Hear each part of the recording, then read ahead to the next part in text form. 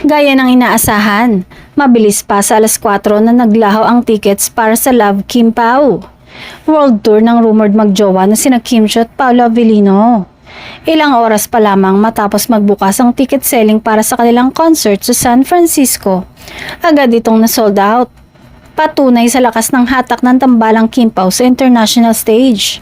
Ayon sa chika ng isang solid Kim Paulandia na si Miss Adelita S., halos hindi na sila nakahinga sa bilis ng bentahan. Aniya, laking gulat niya nang makita na sarado na agad ang first at second row seat sa harap ng stage. Kaya naman third row na ang kanilang nakuha na hindi pa rin nasama dahil malapit na rin ito para masilayan ng close-up ang dalawa nilang idolo. Wala daw pakialam ang fans na nasa abroad pagdating sa gastos basta't masuportahan lamang ang kauna-unahang tandem show ng Kim Pao. Sa katunayan, kapag kinonvert sa peso ang halaga ng tiket, aabot ito sa mahigit 16,000 pesos bawat isa para sa mas magagandang pwesto. Habang ang pinakamura naman ay lampas 10,000. Presyong may tuturing na pang-international act na rin.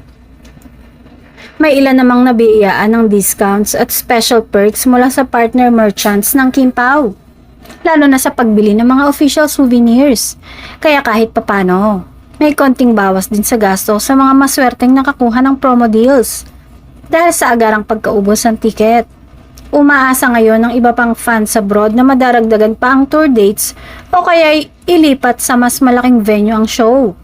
Sa oras ng pagsulat, wala pang opisyal na pahayag ang production team ng Love Kim Pao World Tour kung pagbibigyan nila ang hiling ng kanilang solid supporters.